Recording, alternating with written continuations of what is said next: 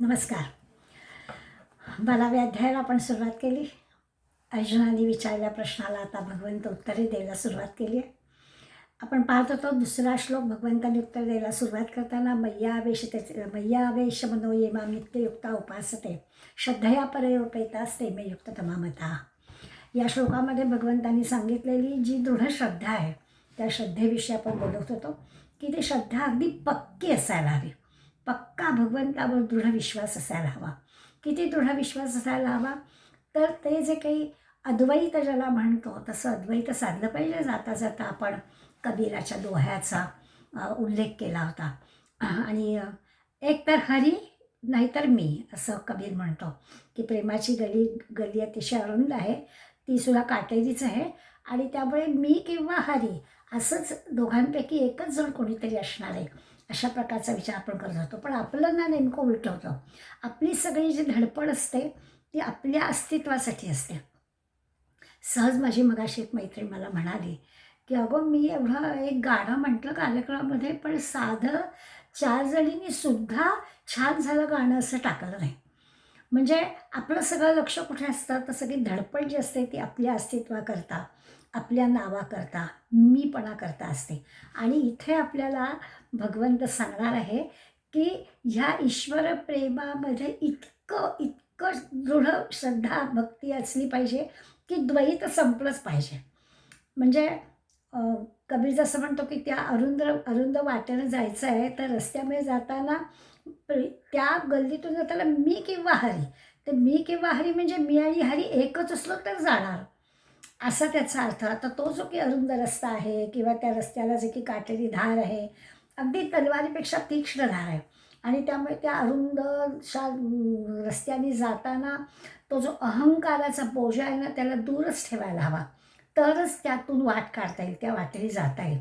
ते पहिलं जे की अद्वैत साधायचं असेल, भगवंताशी असं एकनिष्ठ व्हायचं असेल तर आपला जो अहमचा बोजा आहे, स्वचा बोजा आहे त्याला आधी बाजूला काढलं पाहिजे. तेव्हा मग आपल्याला ते अद्वैत म्हणजे ते जे परब्रह्म परमतत्व ज्या विषयाकडे भगवंत आपल्याला देणार आहे, सर्व व्यापक असणारं त्याचं जे स्वरूप आहे ते सगळं कळायला हवं असेल तर बाकी काहीच नाही. तर मी म्हणजे ब्रह्म आहे हे आता खरं म्हणजे मी ब्रह्म आहे म्हणण्याची पण गरज नाही. म्हणजे असं आहे की समजा आपण दाराची बेल वाजवली तर आतून विचारणा होते कोण आहे आणि मग जर मी म्हटलं की मी आहे, आता मी इथे द्वैत आलं ना, तर ब्रह्मा वाचून दुसरं काहीच नाही. तर मी म्हणजे काय, अहम ब्रह्मास्मी म्हणजे मी ब्रह्म आहे. तर मी अहम आणि अस्मी हे 2 शब्दसुद्धा गळून गेले पाहिजेत. ही श्रेष्ठ श्रद्धा, ही श्रेष्ठ पक्की भक्ती ज्याला म्हणायचं, इतका दृढ विश्वास, इतकी निष्ठा भगवंतावर असली पाहिजे. इतकं ते जे काही अहम आहे ते पूर्णपणानं निघून गेलं पाहिजे. खरं तर अर्जुनाने जो पहिला प्रश्न विचारला आहे ना तो सगुण आणि निर्गुण म्हणजे सगुण भक्ती करणारा योग्य आहे की निर्गुण भक्ती करणार असं खरं म्हणजे अर्जुनाला विचारायचं आहे. त्यामुळे त्या दोघातलं सोपं काय आहे हे अर्जुनाला विचारायचं. दोन्ही खरं त्याला माहितीच आहे पण त्याला विचारायचं आहे ह्यातलं सोपं काय आहे. आणि सोपं काय तर भगवंताला पण सोपं सांगतो. हां मग तुला जे हवं आहे ते नाही तर तू सोपं काय ते तुला सांगतो. विचारणारा जो अर्जुन आहे तो खरं म्हणजे हळवा आहे. त्यामुळे त्यानं गोंधळून जायला नको म्हणून भगवंत त्याला सांगतो मी तुला सोपं सांगतो. म्हणजे सोपं काय तर असं नाही आहे की देवाला फुलं व्हायची, देवापुढे डोकं टेकवायचं, काय प्रदक्षिणा घालायची, काय आरती म्हणायची, हे कुठेच भगवंताला अभिप्रेत नाही आहे. अगदी पुढे तर याच अध्यायाच्या पुढे आपण 13व्या श्लोकापासून 20व्या श्लोकापर्यंत पाहणार आहोत. अद्वेष्टा सर्वभूतांना मैत्र करुणेवेच म्हणजे पुढे भक्ताची 36 लक्षणं भगवंत सांगणार आहे. पण त्याच्यात कुठेच असं नाही आहे की काय त्या भक्ताने गंध आडवं लावलं पाहिजे का उभं लावलं पाहिजे, नाक धरून 2 तास बसलं पाहिजे का, अमक्या दिशेकडे तोंड करून बसलं पाहिजे का, कुठली साधना केली पाहिजे, काहीच उल्लेख नाही आहे. मग तिची 36 लक्षणं आहेत. ती 36 लक्षणाचा सगळा जो काही विचार आहे तो त्या अंतर्भावाचा आहे. आतमध्ये भगवंताबद्दल आपल्या अंतःकरणात काय आहे, आपलं अंतःकरण भगवंताशी नित्ययुक्त नित्य जोडलेलं आहे की नाही हे सगळं बघायचं आहे. त्याच्यासाठी लागणारी जी भक्ताची लक्षणं आहेत ती आपल्याला पुढे शिकणार. आणि इथे सुद्धा आपल्याला नित्ययुक्त म्हटलं आहे. ते नित्ययुक्त काय आहे, तर असं श्रद्धेनं भगवंताशी जोडलं गेलेलं पाहिजे. खरं तर असं आहे की अर्जुनाला 11व्या अध्यायात विश्वरूप बघितल्यावर त्याला भय वाटलं होतं. तर अर्जुनाला असं वाटतं आहे की जो नित्ययुक्त आहे त्याला भय वाटल्याचं कारणच नाही, आणि आपल्याला तर भय वाटलं. मग भगवंत जरा आपली काहीतरी थोडीशी थट्टा करतोय की काय. पण भगवंत प्रतिज्ञेवर सांगतो आहे की अर्जुना, अंतःकरणात श्रद्धा हवी, पक्की निष्ठा हवी. आणि एकदा का अंतःकरणात त्या भगवंतावरची श्रद्धा बसली की ती वस्तू योग्य आहे का अयोग्य आहे हे महत्त्वाचं नाही आहे, श्रद्धा महत्त्वाची आहे. म्हणजे सीता पतिव्रता होती, रामही श्रेष्ठ होता, प्रश्नच नाही. सावित्री पतिव्रता होती, सत्यवानावर तिची निष्ठा होती, अगदी बरोबर आहे. पण एकच प्याला नाटकामधल्या त्या सिंधूची सुद्धा दारू पिणाऱ्या त्या सुधाकरावर श्रद्धा होती. ती श्रद्धा महत्त्वाची आहे, ती कोणावरती आहे त्याचं विचार करायचा नाही आहे. आता ती खरी चुकीची गोष्ट आहे, पण निष्ठेसाठी मग आपण ते उदाहरण लक्षात घ्यायचं आहे की किती निष्ठा असायला हवी. तर पतीवरती इतकी निष्ठा आहे, तो जसा आहे तशी निष्ठा असायला हवी, वरवरची नाही, कुठेही चंचलता नाही. म्हणजे एखाद्या संतावर, एखाद्या ग्रंथावर पूर्ण पूर्ण निष्ठा ठेवून अभ्यास करायचा, तर त्याचं आकलन आपल्याला होईल. संत साहित्यावरचा अभ्यास करताना त्या साहित्यावरती आणि त्या संतांवरती आपला पक्का विषय, वरवरचा अभ्यास करून होत नाही. परीक्षेला जे काही असतं त्याच्यात 35% पासिंग असतं. कदाचित 35% मार्क मिळवून पण जाते, पण 35% मार्क मिळवून पास झालं तरी 65% अज्ञान शिल्लक राहील. त्यामुळे तसं नको आहे. इथे अज्ञानाचा प्रांतच नाही, इथे 100% निष्ठा. इथे किती टक्के ज्ञान किती टक्के अज्ञान हे नाहीच आहे. पूर्ण 100% निष्ठा, 100% श्रद्धा, 100% मनापासून नित्ययुक्त असं भगवंताशी असलं पाहिजे. असा तो नित्ययुक्ता शब्द वापरलेला आहे. आता इतकं भगवंताशी सतत जोडलेलं जाणं, अहर्निश भगवंताशी जोडलेलं जाणं आहे सतत. ही ना श्रद्धा वाढती असली पाहिजे. म्हणजे जोडलेलं असतंच पाहिजे, पण तिथे जरा कुठेतरी मनामध्ये काही असं किलमिश पण येता कामा नये. ती श्रद्धा सतत वाढली पाहिजे. इतकं भगवंतावर प्रेम वाढलं पाहिजे, पूर्ण समर्पित, सरेंडर ज्याला म्हणतो, पूर्णपणानं समर्पित झालं पाहिजे. असा त्या भगवंताची भक्ती करण्यासाठी जीव असूसला पाहिजे. झोपेतसुद्धा, म्हणजे खरं अर्जुनाचंच उदाहरण आहे की त्याचं रोम रोम कृष्ण करत होता, कृष्ण कृष्ण असं. झोपेतसुद्धा अर्जुनाच्या रोमारोमातून कृष्ण कृष्ण येत होता. असं असलं पाहिजे. म्हणजे अर्जुनाची निष्ठा आहेच भगवंतावर, आणि असा जो अशी निष्ठा असणारा परमयोगी आहे असं भगवंत सांगणार आहे. उदाहरण देतात, पण ते उदाहरण सगळं पाण्यात जसं मीठ विरघळून जातं ना, तसा भक्त भगवंतामध्ये असा मिसळून गेला पाहिजे, वेगळं त्याचं अस्तित्वच राहतं कामा नये. पण तेही उदाहरण कमी पडतं, कारण पाण्यामध्ये मीठ विरघळलं तरी पाण्याला त्या मिठाची चव येते. इतकं पण मग वेगळेपण ठेवायचं नाही. तर बर्फाचं पाणी असंच मुळी भक्त आणि भगवंताचं नातं, इतकं भगवंत रूप एकरूप होऊन गेलं पाहिजे. विषय तो अवघा झाला नारायण, काही दुसरा विषयच नाही, भगवंतमय. असं गोपींचं जसं झालं होतं असं भगवंतमय झालं पाहिजे. अशी निष्ठा, अशी श्रद्धा, ह्याला अनन्य होणं, ह्याला नित्ययुक्त होणं असं म्हणतात. निष्ठावंत भाव म्हणायचं, तो निष्ठावंत भाव हा त्याचा भक्ताचा स्वधर्म झाला पाहिजे, दुसरा विषयच नाही असं झालं पाहिजे. इतकी अढळ श्रद्धा.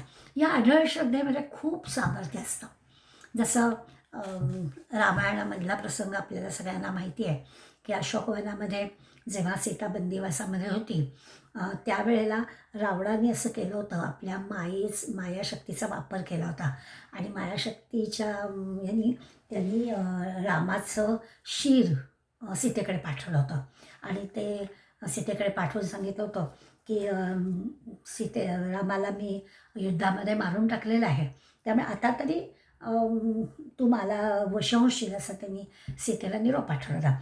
त्यावर सीतेची रामावर जी काही असीम अनन्य अशी जी काही श्रद्धा आहे, त्या श्रद्धेचा हे होता की तिच्या लक्षात आलं की हे सगळं मायावी आहे, आणि म्हणून ते समजून तिनं रावणाची निर्भत्सना केली.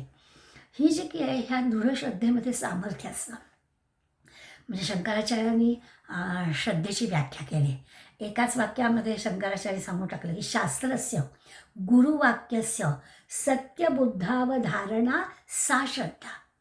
काय म्हणतात शंकराचार्य? तर शास्त्र म्हणजे वेद, उपनिषद, जे काही ब्रह्मसूत्र, गीता, सगळे जे ग्रंथ आहेत ते शास्त्रग्रंथ. यामध्ये जे सिद्धांत सांगितलेले आहेत ते सगळे सिद्धांत गुरूंच्या माध्यमातून, म्हणजे त्या शास्त्रग्रंथातले सिद्धांत सद्गुरूच्या माध्यमातून किंवा संतांच्या माध्यमातूनच आपल्यापर्यंत येतात. कारण ते संत किंवा सद्गुरू त्यांचे अनुभव त्या शास्त्राच्या आधारेच आपल्याला सांगतात. आणि ते सगळे अनुभव ते सत्य मानणं, असं ठामपणानं सत्य मानणं, अशी पटवून देणारी आपली बुद्धी, हे सगळं जमणं त्याला श्रद्धा म्हणायचं. एकाच ह्याच्यात सगळं टाकलं बरं. म्हणजे शास्त्रग्रंथांचा पण विचार केला आहे, सद्गुरूंच्या सांगण्याचा पण विचार केला आहे, आणि हे सगळं पक्की निष्ठा ठेवून ज्याची बुद्धी काम करते त्याला श्रद्धा म्हणायचं असं सांगितलं. आपण जसं आंधळी श्रद्धा वगैरे सगळं म्हणतो ना, ते आपण एवढ्यापुरतं लक्षात घेऊया की ज्या चुकीच्या आपल्या परंपरेमध्ये समजुती होत्या त्या सगळ्या आंधळी श्रद्धा या नावाखाली त्या काढूनच टाकायला पाहिजे. जसं काय बकरी कापणं, कोंबडी कापणं किंवा भूत बाधा वगैरे किंवा अशा ज्या गोष्टी असायच्या, जादूटोणा वगैरे, अशा सगळ्या गोष्टी परंपरेमध्ये ज्या चुकीच्या आहेत त्या काढून टाकल्याच पाहिजेत. ते बरोबरच आहे. पण भगवंताबद्दलच्या श्रद्धेबद्दल आपण बोलतो आहे, त्या भगवंताच्या श्रद्धेमध्ये असे ठाम पक्के असे 3 निश्चय असले आपल्याजवळ, 3 खात्री आपल्याजवळ असल्या पाहिजेत. पहिली आपल्याजवळ अशी खात्री असली पाहिजे की आजवर भगवंतानी माझी सगळ्या प्रकारे काळजी घेतलेली आहे. पक्की आपली खात्री असली पाहिजे की आजपर्यंत असं शंकेला जागाच नको, भगवंतानी माझी व्यवस्थित काळजी घेतली आणि त्यामुळे तो पुढे पण नक्कीच घेणार आहे. कारण असं आहे की माझं कल्याण योग्य प्रकारे भगवंत जाणतो आहे आणि त्यामुळे तो माझी योग्य प्रकारे काळजी आत्तापर्यंत घेतो आहे, पुढे पण घेणार आहे. तो सर्वज्ञ आहे, अशी एक ठाम खात्री, ठाम निश्चय आपला असला पाहिजे. दुसरा असा भगवंताबद्दल ठाम निश्चय असला पाहिजे की तो सर्वज्ञ आहे, त्याला सगळं माहिती आहे, आपण त्याला सांगण्याची काही आवश्यकता नाही आहे. आणि तो सर्वज्ञ पण आहे आणि सर्वसमर्थ पण आहे. त्यामुळे आपल्या हिताचं जे जे काही करायला हवं आहे ते तो सगळं करणार आहे, याच्याबद्दल पण आपल्याला एक खात्री असली पाहिजे. आणि तिसरी आणखीन एक खात्री आपल्याला असली पाहिजे की भगवंत करुणासागर आहे. त्यामुळे त्याच्या जो सामर्थ्य आहे तो करणारच आहे, तो सर्वज्ञ आहे, त्याला माहितीच आहे, असे सगळ्या तर आहेतच, पण तो करुणेचा सागर आहे. त्यामुळे माझ्यावर त्याचं प्रेम आहे. तो नक्कीच इतक्या करुणा सागर असणार, तो माझं वाईट कशाला करेल? उलट तो माझे सगळे अपराध, काय जे काही माझ्या चुका, माझे दोष असतील ते सगळं तो पोटात घालेल, असा पण ठाम निश्चय भगवंताबद्दल आपल्या मनात असला पाहिजे. आता एवढेच 3 असे ठाम निश्चय असतील तर मग मी सगुणाचा भक्त आहे का निर्गुणाचा भक्त आहे याचा विचार करायचं कारणच नाही.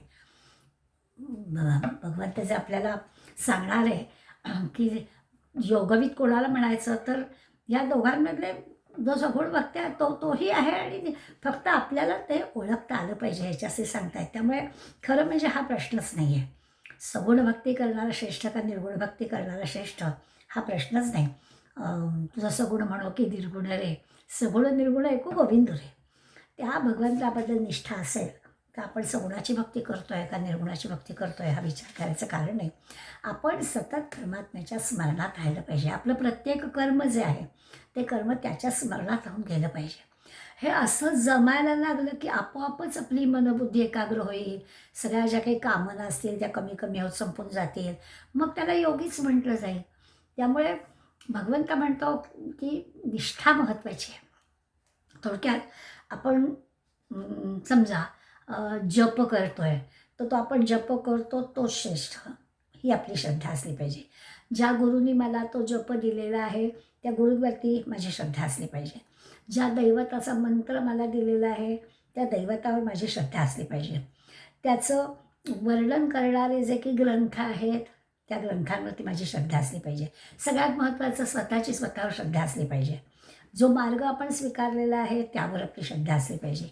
म्हणजे मंत्रांबद्दल, गुरूंबद्दल, शास्त्राबद्दल, सगळ्या गोष्टींबद्दल मनामध्ये कुठेही शंका राहणार नाही, तर मग एका अर्थानं शंका राहिली तर प्रगती होणार नाही.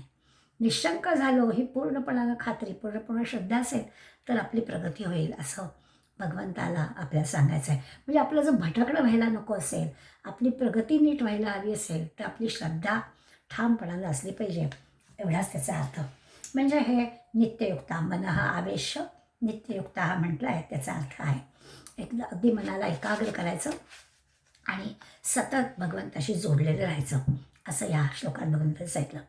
आता एक आपण लक्षात घेऊया की जी गोष्ट आपल्याला माहिती आहे, म्हणजे जाणवलेली ते आहे, प्रत्यक्ष बघितलेली नाही आहे, पण निदान आपल्याला जाणवलेली आहे, किंवा आपण असं म्हणूया की ज्याच्याबद्दल आपण ऐकलेलं आहे, अगदी प्रत्यक्ष बघितलेलं नाही पण आपण ऐकलेलं आहे, आपल्याला जाणवलेलं आहे, त्याचं आपल्याला जरा चिंतन करता येऊ शकतं, असं म्हणता येईल.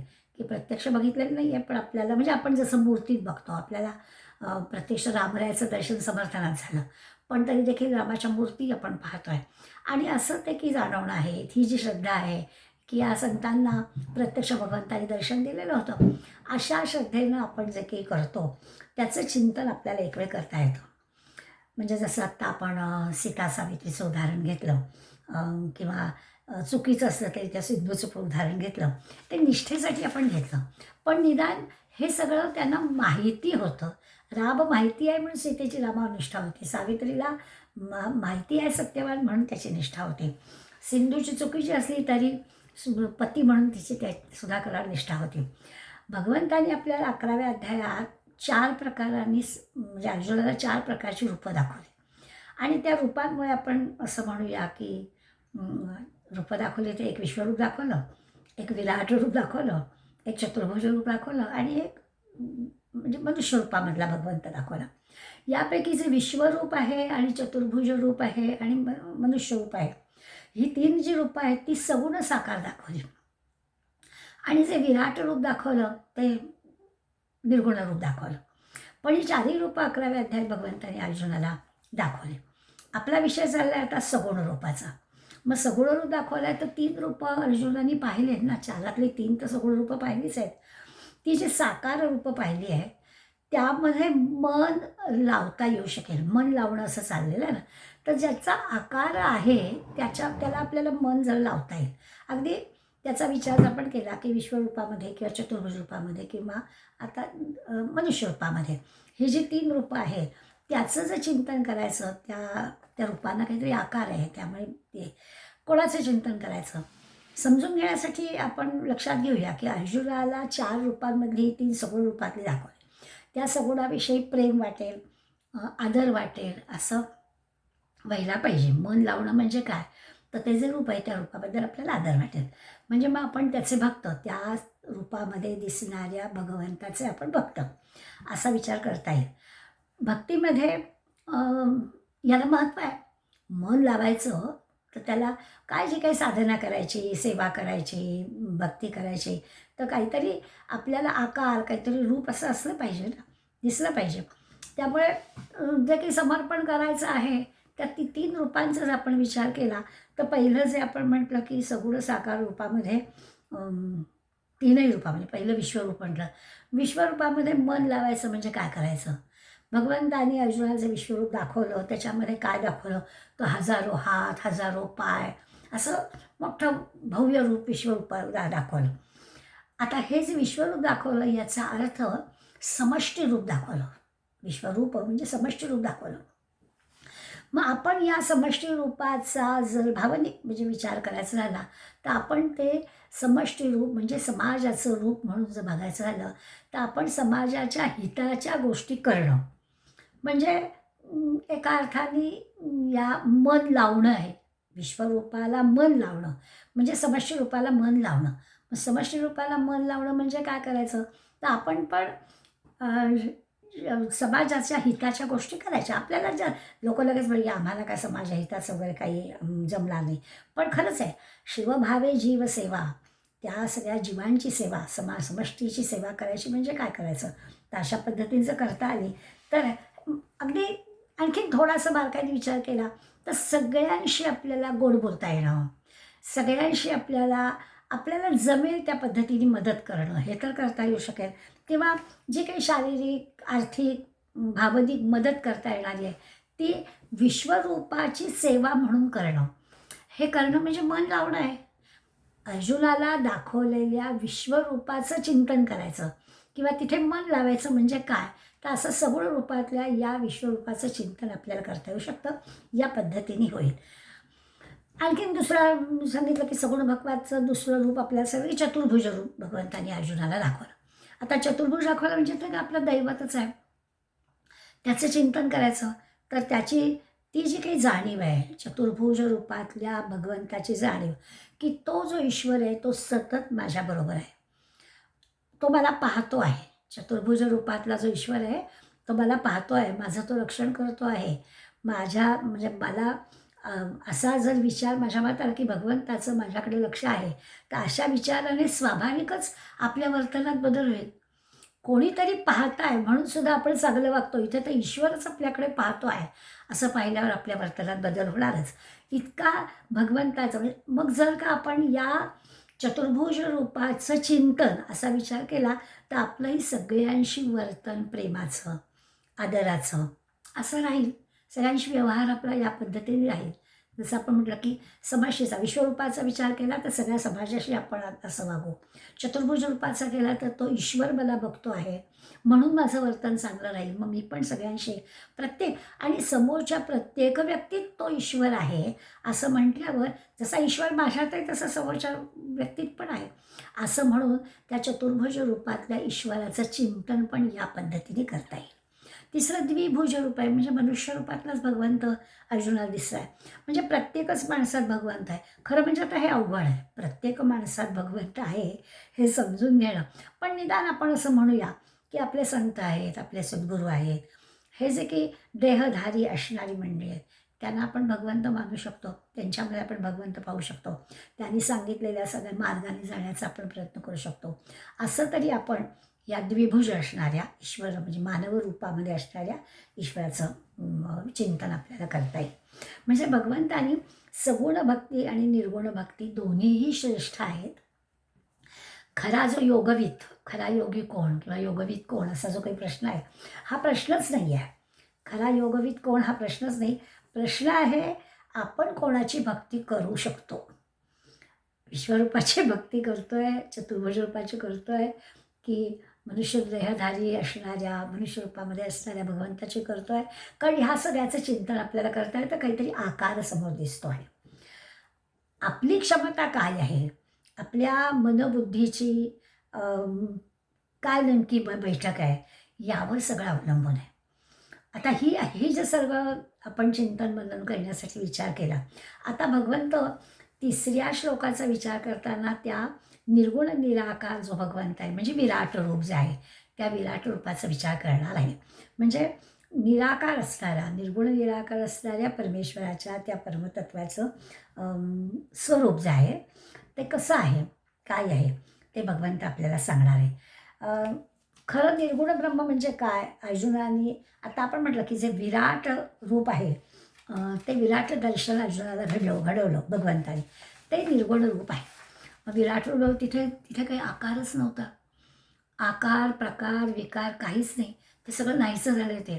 आणि एकच एक असा चैतन्याचा प्रचंड सागर म्हणजे सगळीकडे असा प्रकाश, असा दिपवून टाकणारा प्रकाश असं त्याचं स्वरूप होतं. विराट जे रूप होतं त्या विराटाला काही वेगळा आकार नव्हता, काहीच नव्हतं, असं रूप होतं.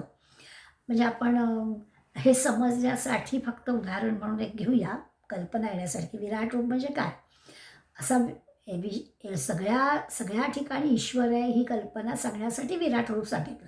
म्हणजे काय केलं तर समजा आपण असा विचार केला की मातीची अनेक चित्र तयार केली. म्हणजे हत्ती केले, घोडे केले, देव केले, दानव केले, नाग केले, सगळे अनंत प्रकार मातीचे केले. प्रत्येकाचा रंग वेगळा आहे, आकार वेगळा आहे, रूप वेगळं आहे, सगळं वेगळं आहे. आता हे सगळं आपल्याला माती पण दिसली, हे वेगवेगळे आकार केले म्हणून रंग रूप चित्र वेगवेगळी पण दिसली. आता हे सगळे आकार पुन्हा आपण एकत्र केले, पुन्हा मातीचा गोळा झाला. म्हणजे मातीच होती, मग त्या मातीचे आकार वेगवेगळे प्रकार वेगवेगळे केले आणि पुन्हा मातीचाच गोळा झाला. बनवणारा कुंभार वेगळा होता. इथे आता आपण असा विचार करायचा आहे, इथे फक्त बनवणारा कुंभार वेगळा नाही आहे, तोही परमेश्वरच आहे, तेही परमात्मा तत्वच आहे, ते माती पण परमात्म तत्व, ते आकार पण परमात्म तत्व, पुन्हा ते आकार गोळा एकत्र करून गोळा झाली ती माती पण एकच. फक्त झालं काय, या आकारांमध्ये म्हणजे अभिव्यक्ती जी झाली ती सगळीकडे परमात्म तत्वाचीच. मातीमध्ये पण परमात्म तत्व, त्या आकारांमध्ये पण परमात्म तत्व. ते जे काही परमात्म तत्व आहे त्याची लक्षणं काय ती आपल्याला तिसऱ्या श्लोकामध्ये पाहायला मिळणार आहे. येत्वक्षरमतिर्देशम अव्यक्तम पर्युपासते सर्वत्रगमचिंत्यांच कूटस्थमचलम ध्रुवम, असा तिसरा श्लोक. या तिसऱ्या श्लोकामध्ये रांगेनी 8 ह्या निर्गुण निराकार परमतत्वाची लक्षणं किंवा विशेषण आपण म्हणूया ती दिलेली आहेत. आणि आता पर्युपासने त्याची उपासना करायची. पहिल्या श्लोकामध्ये सगुण आणि निर्गुणामध्ये कोण महत्त्वाचं असं अर्जुनाने सहजपणे विचारलं. त्याच्यावर सगुण भक्तीचं वर्णन भगवंतांनी करून सांगितलं.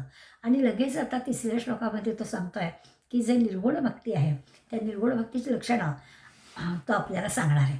ही सगळी लक्षणं आपण लक्षात घेतली तर लक्षात येईल आपल्या की अक्षरम म्हणजे अविनाशी. आपण एकेका लक्षणाचा विचार करू. अनिर्देशम, काही निर्देश करता येत नाही, वर्णन करता येत नाही, मग अनिर्देशम. अव्यक्तम, दिसतच नाही, आकार नाही. सर्वत्रगम म्हणजे सर्वव्यापी, सगळीकडे असणाराच. अचिंतनम, काही चिंतन करता येत नाही, निश्चित काही वर्णन करता येत नाही असा, म्हणजे आपल्या मनबुद्धीच्या शक्तीच्या पलीकडे असणारं, म्हणून ते अचिंत्य. कूटस्थम म्हणजे अविकारी, काही बदलच त्याच्यात होत नाही असा. अचलम स्थिर. आणि ध्रुवम म्हणजे नित्य. अशी 8 विशेषणं किंवा 8 लक्षणं या निर्गुण निराकार परमतत्वाची भगवंताने आपल्याला या श्लोकात सांगितलं. पहिलं आपण बघूया अक्षर. आता अक्षर म्हणजे काय, नाश पावत नाही. अक्षर म्हणजे नाश पावणं, जे कधीच नाश पावत नाही, जे कधी झिजत नाही, जे काही वाढत नाही, कमी होत नाही, जसं आहे तसं. म्हणजे आपल्या वर्णमालेमध्ये आपण अक्षरं म्हणतो ना, अल्फाबेट जे असतात त्या प्रत्येक वर्णाला अक्षर असं आपण म्हणतो. तर त्यातलं जे अक्षर आहे म्हणजे त्या अक्षरांचा उपयोग करून आपण शब्द तयार करतो, बरोबर आहे. त्या शब्दांच्या त्या अक्षरापासून तयार झालेल्या शब्दांचे जे अर्थ असतात त्या अर्थाचा शब्दांशी संबंध असतो, पण त्या अक्षराशी काहीच संबंध नसतो. म्हणजे उदाहरणार्थ समजा आपण द असं अक्षर म्हटलं तर द हे अक्षर आहे, ते आहेच आहे, पण त्या द पासून जे काही निरनिराळे शब्द तयार होतील, दया होईल, दान होईल, दानव होईल, जे काही शब्द तयार होतील त्या शब्दांना अर्थ असणार आहे, पण त्या शब्दांचा अर्थ हा शब्दांशी मर्यादित आहे, त्या अक्षराशी नाही. त्यामुळे ते जे हे अक्षर जे आहे ते नाश पावणारं नाही, त्याच्यात झीज होणार नाही, अशा अर्थाने आपण हे करू. आता हे जे म्हणून त्याला अक्षरतत्व म्हटलं, म्हणजे निर्गुण निराकार आहे त्याचा एक गुण अक्षर की ते नाश पावत नाही, परमतत्व जे आहे ते. ह्याच्यासाठी थोडीशी सूक्ष्म बुद्धी लागते, म्हणजे विचार करावा लागतो. अक्षर पहिलंच फक्त लक्षण सांगितलं आहे की ते अक्षर आहे म्हणजे काय. आता आपण आपल्यापुरता विचार केला तर हे असं अक्षर समजून घेणं म्हणजे असं की तुझं माझा हा विचार येता कामा नये, माझा संप्रदाय, माझे सद्गुरू, मी काय म्हणते तेच खरं, असं काही मानायचं कारणच नाही. ते माझं काय ते श्रेष्ठ आणि बाकीच्यांचं काही ते कनिष्ठ असा भेदच असणार नाही. ज्याला हे निर्गुणतत्व कळायला हवं आहे तिथे भेद असता कामा नये असा त्याचा अर्थ. त्यामुळे आपल्याला लक्षात येईल. आणखीन एक आपण उदाहरण म्हणून घेऊ शकतो की विजेचं उदाहरण देतात.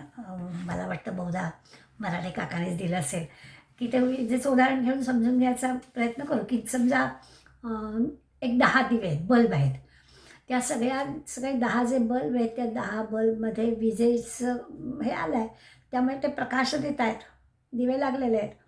आता या सगळ्यांमधून ती वीज प्रकाशरूपाने अभिव्यक्त होते. ते बल्ब पेटलेले आहेत म्हणजे विजेमुळे ते प्रकाश आपल्याला देत आहेत, बरोबर आहे. पण समजा त्यातला एखादा दिवा फुटला तर तो बल्ब फुटला, विजेचा नाश नाही झालेला.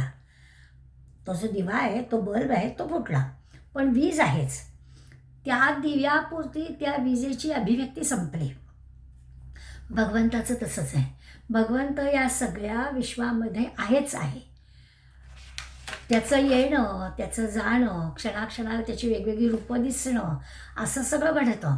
त्यामुळे अनेक रूपं क्षणाक्षणाला निर्माण होत असतात, अनेक रूपं जात असतात, सारखं जग बदलत असतं. तो आहे तसाच असतो. हे कळण्यापुरतं वीज आहे तशीच आहे. त्याचं जे की प्रकाश देण्याचं काम आहे, ते करण्यासाठी लागणारी ती जी काही गोष्ट आहे, तो बल्ब फुटलेला आहे. परंतु वीज आहे तशीच आहे. त्यामुळे त्या विजेचा जसा नाश होत नाही, तसं या विश्वामध्ये निरनिराळ्या वस्तू निर्माण होत असतात, व्यक्ती जन्माला येत असतात, वस्तू खराब होत असतात, नाश पावत असतात, माणसं जात असतात. हे सगळं जग बदलत असतं. पण भगवंत आहे तसाच आहे हे समजणं, याला लागणारी जी सूक्ष्म दृष्टी आहे, ती भगवंत म्हणतो असायला हवी, म्हणजे कळतं. त्याच्यासाठी आपल्या शरीरामधलं असणारं अहमतत्व, हे जे अहमतत्व आहे आपलं, ते म्हणजे पंचमहाभूतांना एकत्र ठेवणारं आहे. अहम म्हणून ज्याला आपण म्हणतो, ते कधीच नाश पावत नाही. म्हणजे शरीर संपतं, ते अहमतत्व दुसरं शरीर धारण करतं. ते जे आहे ते तत्व म्हणजे परमात्मा. ते अक्षर, ते कधीही नाश पावणारं नाही. त्याचं हनन होत नाही, नाश पावत नाही, हनन होत नाही. आता हा नकार दाखवणारा शब्द आहे. म्हणजे नाही, आणि अहम म्हणजे ज्याचा नाश होत नाही ते. त्यामुळे माझ्यातल्या असणाऱ्या खऱ्या स्वचा नाश होत नाही, हा त्याचा अर्थ. हे जाणायला सूक्ष्मबुद्धी असायला हवी. असं हा पहिलं विशेषण अक्षर आपल्याला अर्थ कळला असेल की ज्याचा कधीही नाश पावत नाही, त्या परमतत्वाचा नाश पावत नाही, ते असतंच असतं. दुसरं त्याचं विशेषण दिलं अनिर्देशम. म्हणजे ज्याच्याबद्दल खोड, काहीतरी निर्देश, असं दिशा दाखवणं असं ज्याला म्हणतो, तसं याच्याबद्दल काहीच दाखवता येत नाही. परमात्मा तत्वाबद्दल काय दाखवणार, काहीच दाखवता येत नाही. म्हणजे आपल्याला एखाद्याने काही पत्ता विचारला, कोणी काही प्रश्न विचारता, आपण कधी सांगू की बा असं हां उजवीकडे जा, मग तिथून थोडं 2 रस्ते फुटतील ते डावीकडे जा, असं काहीतरी आपल्याला सांगता येईल, खुणा सांगता येतील, आणि त्याप्रमाणे आपल्याला जिथे जायचं आहे त्या पत्त्यापर्यंत पोचता पण येईल. पण तसं पण काही नाही, कारण इथे वस्तूचं वर्णन करायचं असेल तर काहीतरी त्याला शब्द, स्पर्श, रूप, रसगंध काहीतरी पाहिजे ना. ते काहीच नाही या परमतत्वाला. त्यामुळे याचा निर्देश करणं, याच्याबद्दलची दिशा दाखवणं, याच्याबद्दलची ओळख पटवणं, ह्यातलं काहीच नाही.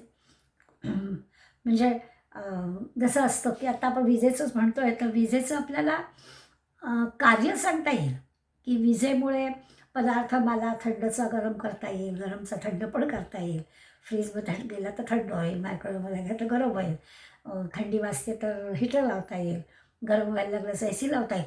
हे सगळं विजेचं कार्य म्हणून आपल्याला सांगता येईल. पण विजेचं दाखवायचं म्हटलं तर तिला काही आकार नाही, तिला काही स्पर्श करता येत नाही, तिला काही चव नाही, काही शब्दस्पर्श, रूप, रसगंध असं काहीच नाही. तिचं कार्य आपण दाखवू शकतो, पण तिचं बाकी वर्णन कसं करणार.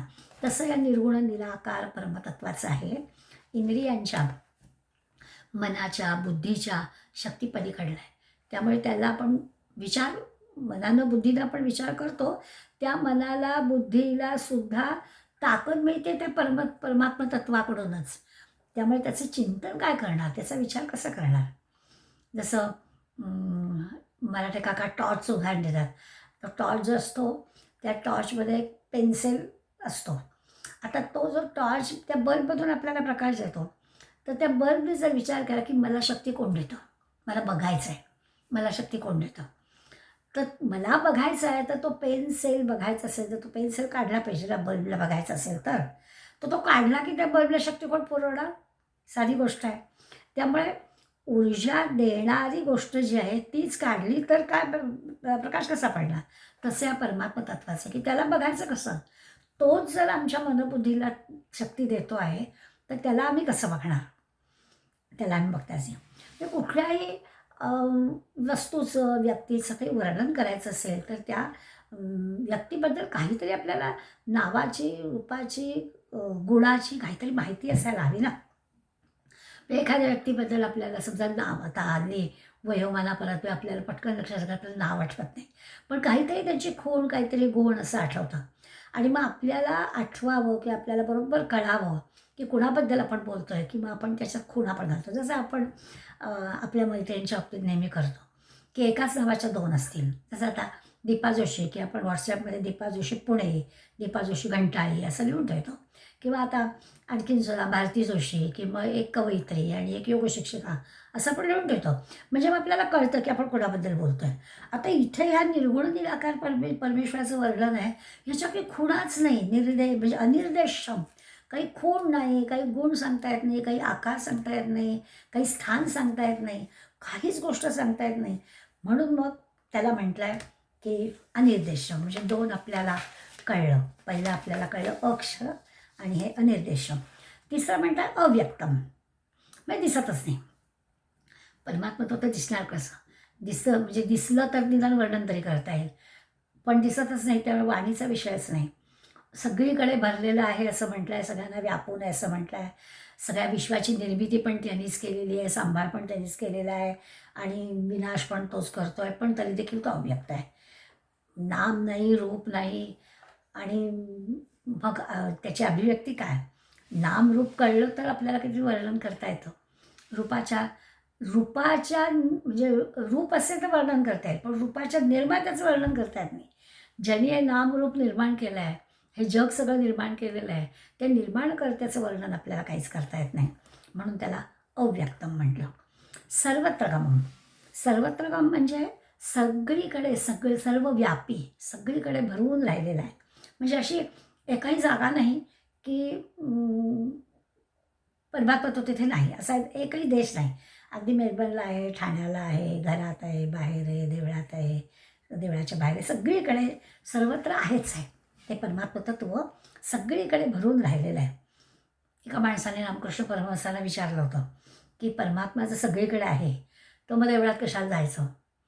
तेव्हा रामकृष्णाने त्याला उत्तर दिलं होतं, सगळीकडे आहे ना, मग देवळात का नाही जायचं? देवळातही आहेच की. म्हणजे त्यामध्ये आणखीन सुद्धा आहे की हजारो लोक, लाखो लोक देवळात जातात, आपली श्रद्धा तिथे व्यक्त करतात, त्यामुळे तिथे ते स्थान अधिक प्रभावी आहेच. पण म्हणजे विशेष संस्कारित, विशेष प्रभावी असणाऱ्या जागेत तर भगवंत आहेच, पण सगळीकडे भगवंत आहे, त्यामुळे जावं की सगळीकडे, मग देवळात पण जावं, असा सांगण्याचा हेतू. तर सर्वत्र गमन म्हणजे सगळीकडे तो आहे, सर्व काळीही आहे.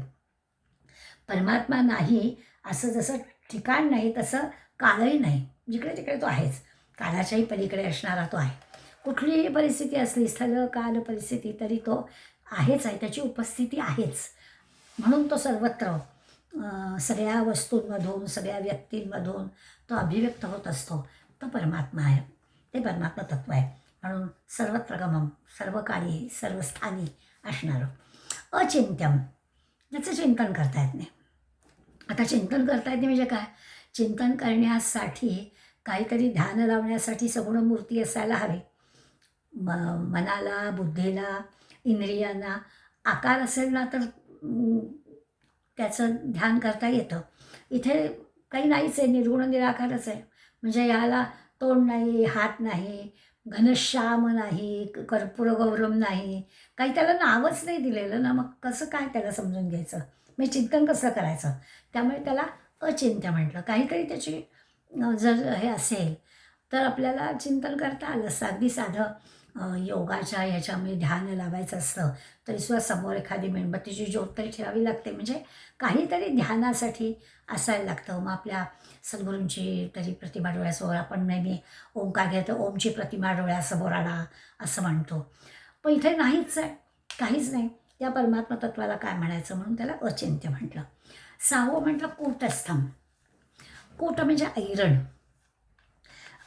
लोखंडाचा एक विशिष्ट आकाराचा भला मोठा जाडजूड तुकडा, आणि तापलेलं लोखंड त्या ऐरणीवर ठेवायचं आणि हातोडीने त्याच्यावरती घाव घालायचं. म्हणजे मग त्या लोखंडाला, तापलेल्या लोखंडाचा तुकडा करता येतो किंवा त्याला काय आकार देता येतो असं. आणि ऐरण असते तशीच राहते, तिच्यावर काही परिणाम होत नाही. आता इथे हे जे काही आहे त्याच्यातलं कूट म्हणजे ती जी ऐरण आहे म्हणजे भगवंताची माया आहे. म्हणजे जीवाला या संसारामध्ये बांधून ठेवायचं. म्हणजे असं ना, समुद्रात एखादा ओंडका पडलेला असतो, तर त्या समुद्राच्या लाटेवर तो इकडून तिकडे, जसं त्या लाटा नेतील तसा इकडून तिकडे नाचत असतो. तशी भगवंताची माया आहे. अनेक अनेक प्रलोभनं आपल्यासमोर उभी करते आणि आपल्याला नाचवत असते. तशी ही माया म्हणजे भगवंताची ऐरण आहे. या ऐरणीवर परमात्मा आपल्याला अनेक आकारात बदलवतो. त्या लोखंडाला जसं कापवलं की अनेक आकार मिळतात, तसं आपल्याला अनेक आकार मिळतात. ती माया म्हणजे ती ऐरण आहे तशीच राहते. आता ऐरण काय, लोहार काय, हे वेगवेगळे आहेत. पण इथे लोहारही भगवंत, ऐरणही भगवंत, ती म्हणजे भगवंताची मायाच म्हणजे भगवंतच. आणि आपण त्याची जी अभिव्यक्ती आहे, आपण वेगवेगळ्या आकारामध्ये अभिव्यक्त होतो आहे, हे आपणही भगवंत. असं सगळं भगवंतमयच आहे. नंतर म्हटलं अचलम. अचलम म्हणजे हालचाल नाही, जाणं नाही, येणं नाही, सर्वव्यापी असणारा तो भगवंत आहे.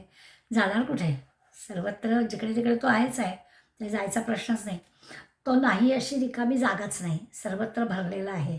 त्यामुळे हालचाल संभवतच नाही. हालचाल करायला रिकामी काहीतरी जागा असायला हवी ना, तर रिकामी जागाच नाही, त्यामुळे अचलम. आणि शेवटचं आहे ध्रुवम. ध्रुवम म्हणजे नित्य, स्थिर, म्हणजे ज्याच्यावरती काळाचा प्रभाव नाही आहे असं तत्त्व. कायम आहेच आहे, कायमचं अस्तित्व, अभाव नाहीच, आहेच आहे.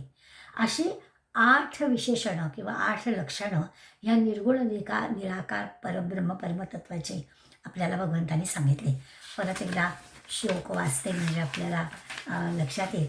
यत्त्वक्षरमनिर्देशम अव्यक्तं पर्युपासते सर्वत्र गमचिंत्यंच कूटस्थमचलं ध्रुवम्. काही पुस्तकांमधून 3ऱ्या आणि 4थ्या श्लोकाचा एकत्रित अर्थ घेतला आहे, परंतु 3ऱ्यामध्ये जे ह्या निर्गुण निराकार परमतत्वाची लक्षणं सांगितली आहेत.